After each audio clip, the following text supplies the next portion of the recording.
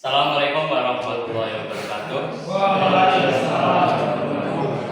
Bagi teman-teman dan Pak Sion selaku di Informatika.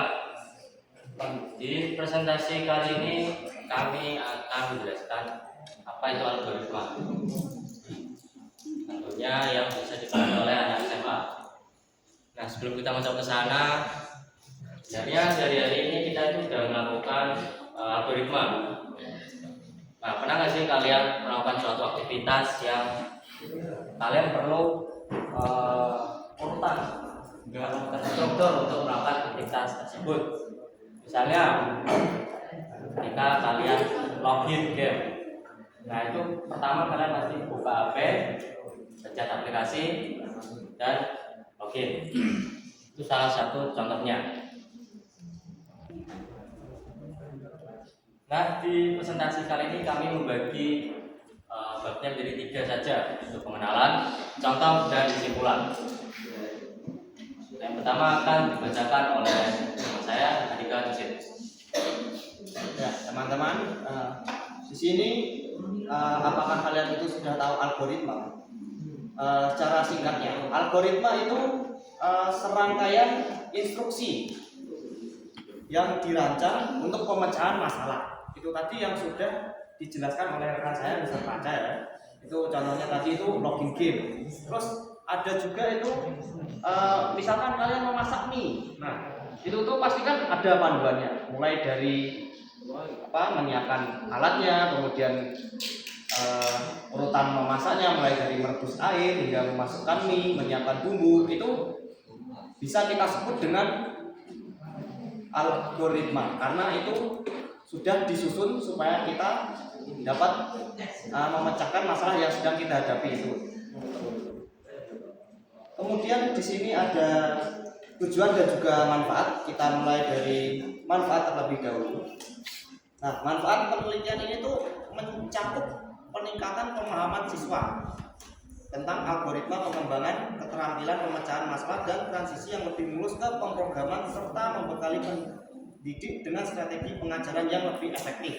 Jadi kami mengharapkan para peserta didik setelah kami mempresentasikan tentang algoritma ini, para peserta didik itu lebih mampulah bagaimana menyusun langkah-langkah untuk memecahkan masalah dalam kehidupan sehari-hari mereka.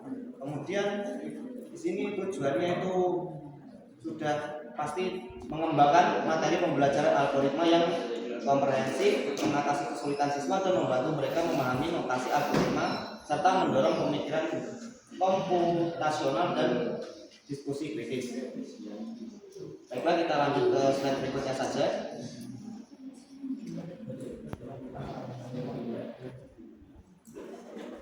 Nah, di sini ada hasil dan pembahasan ya teman-teman.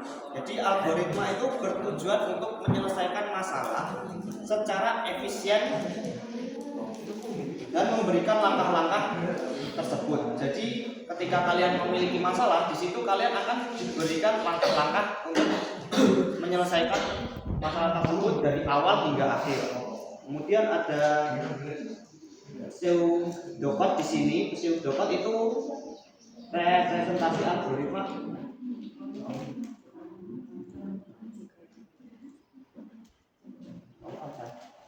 Mohon maaf,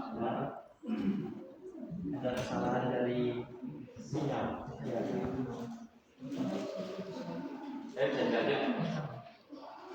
Nah, di sini tuh ada yang kedua yaitu pseudocode ya teman-teman. Pseudocode itu referensi algoritma yang mudah dibaca dan dimengerti, berfungsi sebagai jembatan antara logika dan sintaksis pemrograman, memudahkan penulisan dan mempercepat proses pengkodean.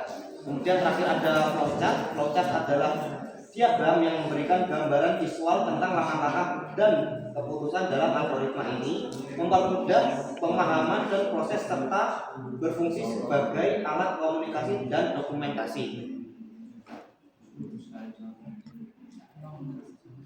Ya, kemudian kita masuk ke bagian kedua yaitu contoh.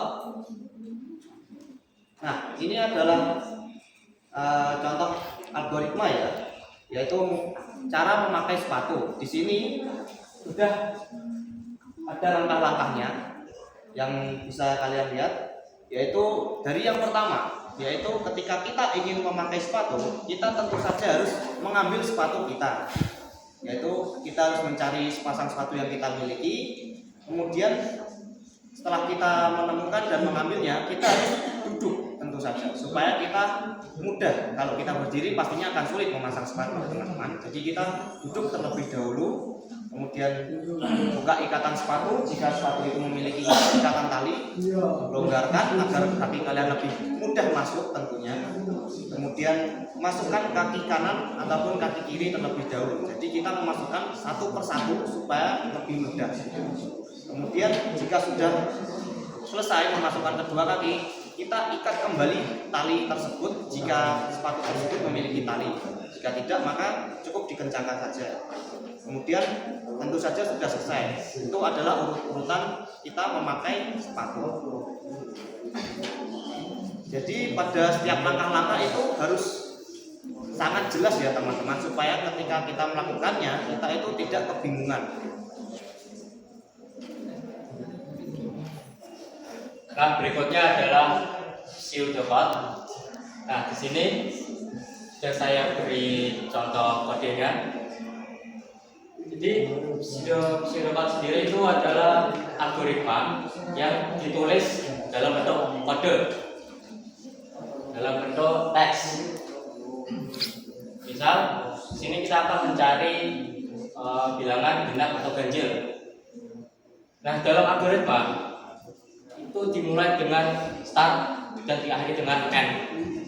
Sini mulai, sini ada mulai, baca, jika, tampilkan, lain, dan selesai.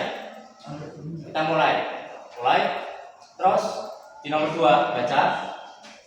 Ini saya masukkan angka misal 20. Kemudian kita kode, minta pengguna masukkan sebuah angka.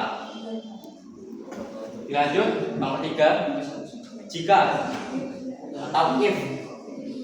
Jika bilangan yang saya masukkan itu habis dibagi dengan 2, maka di jika ini kita bagi menjadi 2. Misal saya masukkan 20, jika angka itu habis bagi dengan 2, maka bilangan itu termasuk genap.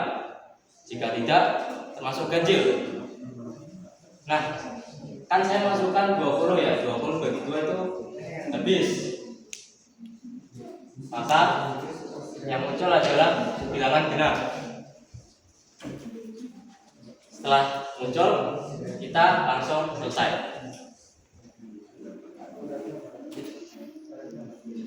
Nah, bedanya dengan flowchart adalah flowchart ini visual, dalam bentuk visual. Jadi memudahkan kita untuk membuat algoritma. Sini contohnya sama, cuma yang tadi kan dalam bentuk kode, dalam bentuk teks. Nah, kali ini saya membuatnya dalam bentuk balok-balok bentuk.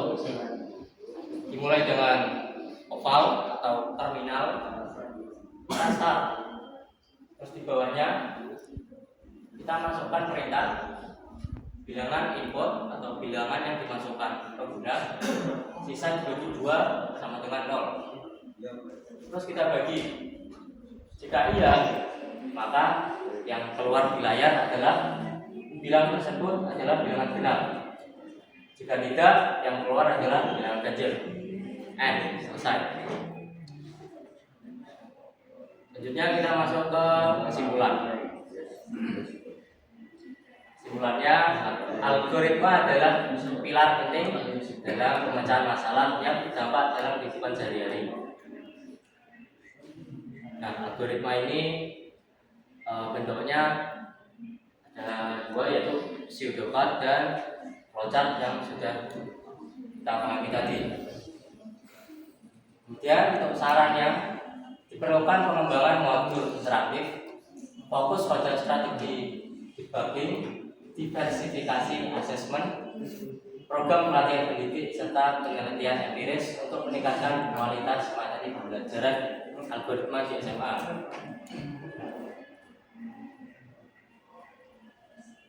Nah, inti dari presentasi kami hari ini adalah membahas algoritma yang bisa dipahami oleh anak SMA yang kelas 12.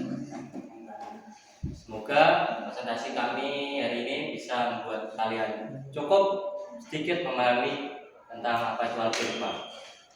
Terima kasih. Sekian. Wassalamualaikum warahmatullahi wabarakatuh. Waalaikumsalam.